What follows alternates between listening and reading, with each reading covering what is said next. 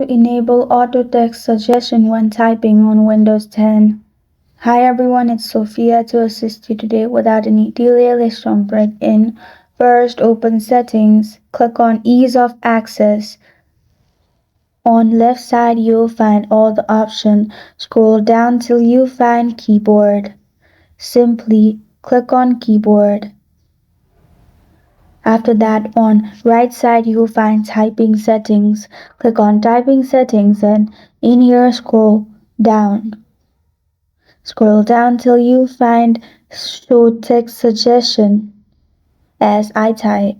Turn that on. After you turn that on, if you try typing it anywhere, suppose I'm typing it how and it will give me suggestion.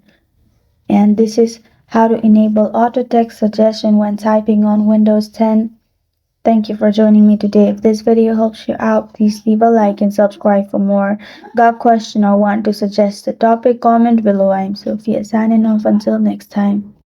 Hi everyone, it's Sophia to assist you today without any delay. Let's jump right in. First, open Settings. Click on Ease of Access. On left side you'll find all the options. Scroll down till you find Keyboard.